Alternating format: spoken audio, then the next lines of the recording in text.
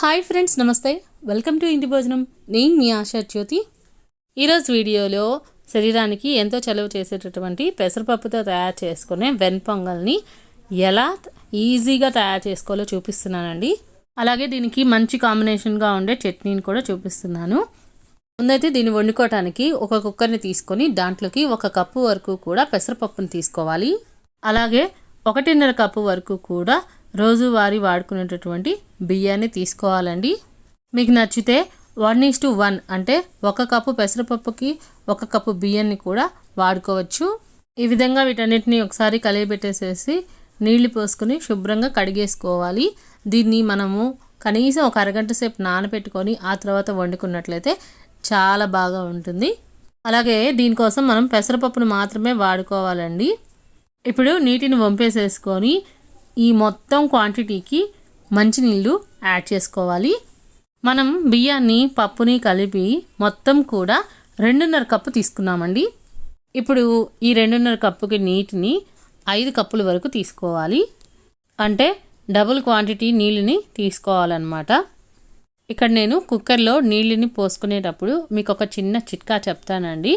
మీకు కనుక బియ్యము లేదా అన్నం అనేది పొడి పొడిగా రావాలి అని అనుకుంటే, ఒకవేళ మీ దగ్గర కప్పు కొలత అనేది లేకపోతే దానికోసము ఈ విధంగా నీళ్లు పోసుకున్న తర్వాత బియ్యం చదునుగా చేసుకొని ఆ తర్వాత ఇలా వేళ్ళు పెట్టి చూసినట్లయితే బియ్యం మీద వేళ్ళు సగం వరకు కనుక మునిగినట్లయితే మనకి అన్నం అనేది పొడి పొడిగా వస్తుంది. అలా కాకుండా ఇంకొంచెం కనుక ఎక్స్ట్రా పోసుకున్నట్లయితే అన్నం అనేది చాలా మెత్తగా ఉడికిపోతుంది, ముద్దగా అయిపోతుందని గుర్తుపెట్టుకోవాలండి. మనం ఈ వెన్పొంగల్ అనేది చాలా మెత్తగా ఉడికించుకుంటున్నాం కాబట్టి ఇక్కడ 5 కప్పుల వరకు కూడా నీళ్ళని తీసుకుంటున్నాము. ఇది ఉడికే లోపల దీనికి మంచి కాంబినేషన్గా ఉండే చట్నీని రెడీ చేసుకుందాం. దానికోసం మిక్సీ జార్ తీసుకొని పావు చిప్ప వరకు కూడా పచ్చి కొబ్బరిని తీసుకొని చిన్న ముక్కలుగా చేసుకొని వేసుకోవాలి. ఇప్పుడు కారానికి తగినట్టుగా పచ్చిమిర్చిని యాడ్ చేసుకోవాలి. నేను ఇక్కడ తీసుకునేటటువంటి పచ్చిమిర్చి అనేది చాలా ఘాటుగా ఉన్నాయి కాబట్టి 3 తీసుకున్నానండి. సో మీరు కారం చెక్ చేసుకొని తీసుకోండి. ఇప్పుడు స్టవ్ వెలిగించుకొని ప్యాన్ పెట్టుకొని దాంట్లోకి 1 కప్పు వరకు కూడా వేరుశనగ గుళ్ళు వేసుకోవాలి. వీటిని వేయించుకునేటప్పుడు 1 టేబుల్ స్పూన్ ఆయిల్ కూడా వేసి వేయించుకోవాలి. 2 నిమిషాలు వేయించుకోగానే ఇవి రంగు మారుతాయి. ఈ స్టేజ్లో మనము 1/4 కప్పు వరకు కూడా చట్నీ శనగపప్పుని వేసుకోవాలండి. దీన్ని కూడా జస్ట్ 1 నిమిషం పాటు వేయించేసేసి స్టవ్ ఆఫ్ చేసేసుకొని పూర్తిగా చల్లార్చుకోవాలి. ఈ చట్నీ శనగపప్పు అనేవి ఆల్రెడీ ఫ్రైడ్ గ్రామ్ కాబట్టి ఎక్కువ వేయించాల్సిన అవసరం లేదు. ఒకవేళ మనం ఎక్కువ వేయించినట్లయితే రంగు అనేది మారిపోతుంది. ఈ విధంగా స్టవ్ ఆఫ్ చేసిన తర్వాత వీటిని పూర్తిగా చల్లార్చుకోవాలండి. ఇప్పుడు చల్లారిపోయిన ఈ పప్పులన్నిటినీ కూడా మిక్సీ జార్లోకి వేసుకొని గ్రైండ్ చేసుకోవాలి.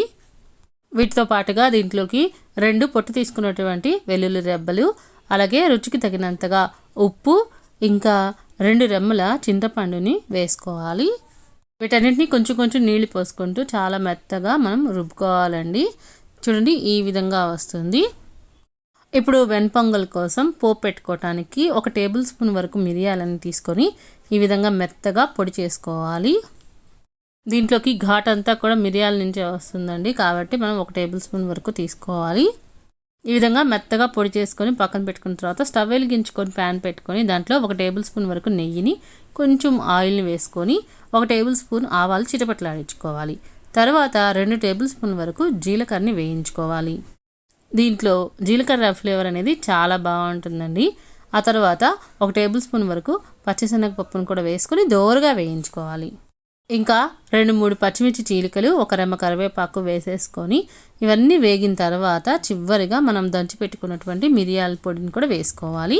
ఒక్కసారి కలిపెట్టేసేసి 1 ఎండుమిర్చిని, అలాగే 10-15 వరకు కూడా జీడిపప్పులు వేసుకొని 1 నిమిషం పాటు వేయించుకుంటే దోరగా వేగిపోతే స్టవ్ ఆఫ్ చేసేసుకోవాలి. ఈ లోపల కుక్కర్ విజిల్ అంతా వచ్చేసిన తర్వాత ఎయిర్ అంతా పోతుంది. ఆ తర్వాత ఈ విధంగా గరిట తీసుకొని అన్నం పప్పుని మొత్తాన్ని కూడా బాగా మెదుపుకుంటున్నట్టు కలిపేసుకోవాలి. ఇప్పుడు మనం రెడీ చేసి పెట్టుకున్నటువంటి పోపుని దాంట్లోకి వేసుకొని కలుపుకోవాలండి. మనం ఈ పోపులో నెయ్యిని అలాగే మిరియాలని వేసుకున్నాం కాబట్టి ఈ ఫ్లేవర్స్ అనేవి చాలా బాగా ఉంటాయి. దీని మొత్తాన్ని కూడా బాగా కలిపేసిన తర్వాత రుచికి తగ్గట్టుగా ఉప్పు వేసుకొని కలుపుకోవాలి. ఇక్కడ నేను 1.5 టేబుల్ స్పూన్ వరకు కూడా సాల్ట్ని వేసుకొని కలుపుకుంటున్నాను. ఇప్పుడు చట్నీని పోపు పెట్టుకోవటం కోసం అదే ప్యాన్లో 2 టేబుల్ స్పూన్ల ఆయిల్ వేసుకొని వేడెక్కిన తర్వాత ఆవాలు, జీలకర్ర, పచ్చిశనగపప్పు అలాగే వెల్లుల్లి రెబ్బలు కూడా వేసుకొని వేయించుకోవాలి. ఎండుమిర్చిని, ఒక రెమ్మ కరివేపాకును కూడా వేసుకొని చిటపట్లాడిన తర్వాత స్టవ్ ఆఫ్ చేసేసుకొని ఆ పోపులోకి ఈ చట్నీ మొత్తాన్ని కూడా ట్రాన్స్ఫర్ చేసుకొని ఒక్కసారి కలిపెట్టేసుకోవాలి. అంతేనండి, ఎంతో టేస్టీగా ఉండేటటువంటి వెన్పొంగల్లోకి మంచి టేస్టీ చట్నీ కూడా రెడీ అయిపోతుంది. అంతేనండి, ఎంతో టేస్టీగా వేడివేడి వెన్పొంగల్లోకి కొంచెం నేతిని వేసుకొని సర్వ్ చేసుకుంటే చాలా చాలా టేస్టీగా ఉంటుంది. మరి మీరు కూడా తప్పకుండా ఇలా ఒకసారి రెడీ చేసి చూడండి.